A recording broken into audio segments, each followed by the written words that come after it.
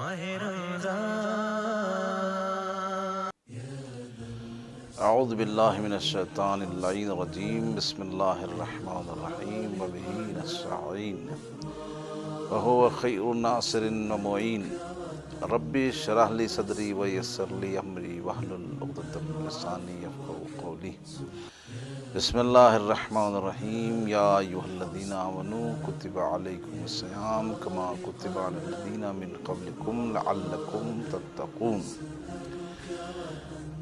ناظرین محترم، رمضان المبارک کے فضائل، رمضان المبارک کی اہمیت، رمضان المبارک کے روزوں کی اہمیت کے بارے میں گفتگو جاری و ساری ہے،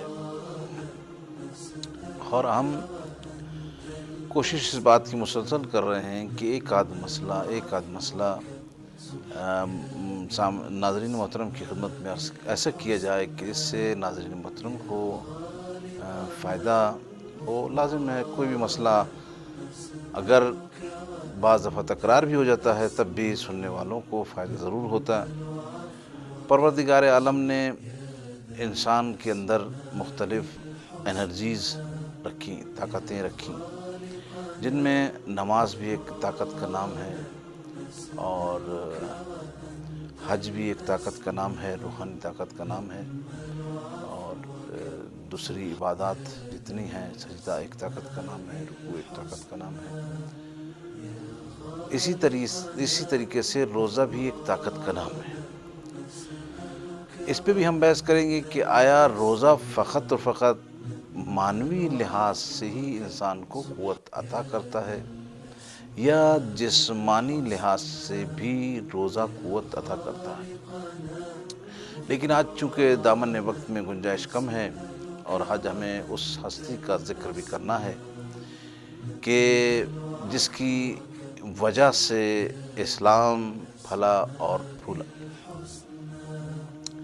پروردگار عالم نے ہر شے کو انسان کے لیے خلق کیا، ہر شے کو، کائنات کی ہر شے. سورج اگر بنایا تو انسان کے لیے بنایا، پانی اگر بہایا تو انسان کے لیے بنایا. جتنی چیزیں بھی گنتی جائیں انسان کے لیے خلق کی گئیں. اور انسان کو کس کے لیے خلق کیا؟ اپنے لیے. یہ ایک بات بہت مختصر سی ہے، چھوٹی سی ہے، لیکن اپنے اندر ایک سمندر رکھتی ہے.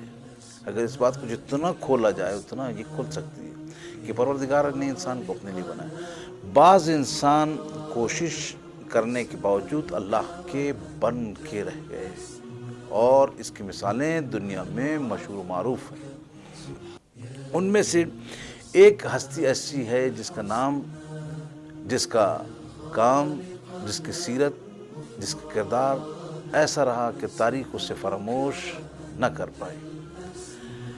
رسالت مآب کی زوجات اگرچہ سب کے اپنے اپنے معیار تھے، سب کے اپنے اپنے اخلاق تھے، سب کے اپنے اپنے کردار تھے، لیکن حضرت خدیجہ سلام اللہ علیہا نے ایک خاص اہمیت حاصل کی رسول کے پاس آنے کے بعد. جناب خدیجہ کو لقب ملا تو طاہرہ کا ملا. ایسی پاک پاکیزہ خاتون کے لقب ان کو طاہرہ کا دیا گیا. کبھی ان کو صدیقہ کا لقب ملا، کبھی ان کو سیدۃ النساء القریش کا لقب دیا گیا. یہ کرتی کیا تھی؟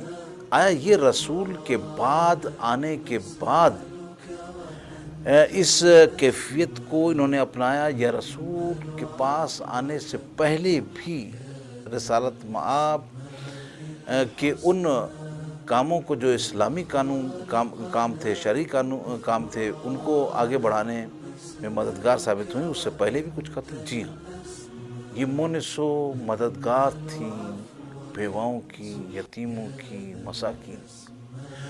مختلف زاویوں سے ان کی مدد کرتی تھی. ایسی خاتون، کیا کہنے اس خاتون کے.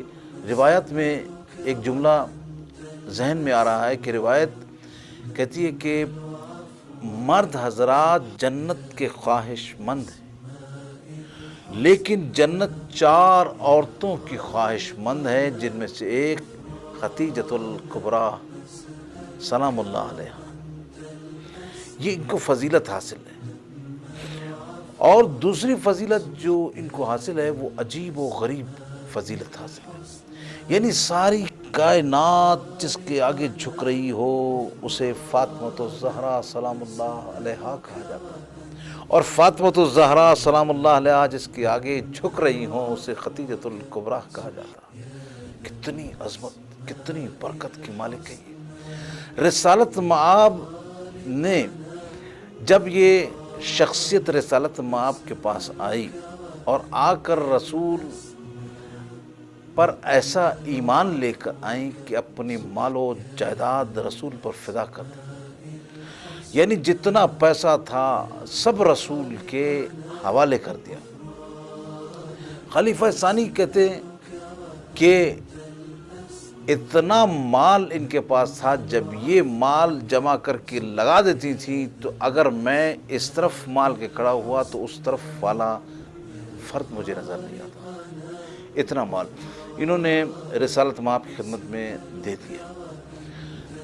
سوال یہ ہے کہ اسلام نے کہا حل جزاء الاحسان الا الاحسان، کہ رسالت مآب نے انہیں کیا دیا؟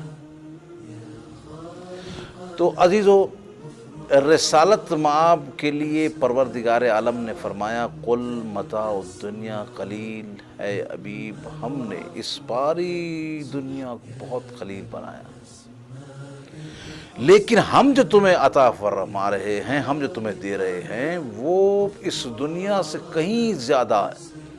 انا آتیناک الکوثر، اے حبیب ہم نے تمہیں نعمت کثیر عطا فرمائی، یعنی دنیا قلیل ہے، رسول کو جو نعمت ملی ہے وہ کثیر ہے۔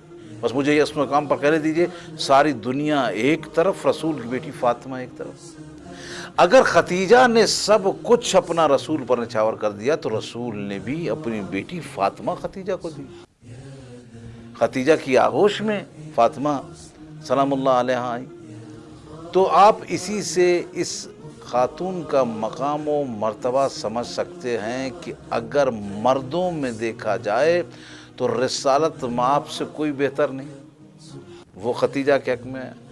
عورتوں میں دیکھا جائے تو فاطمہ سے کوئی بہتر نہیں، وہ جناب خدیجہ کے حق میں ہے۔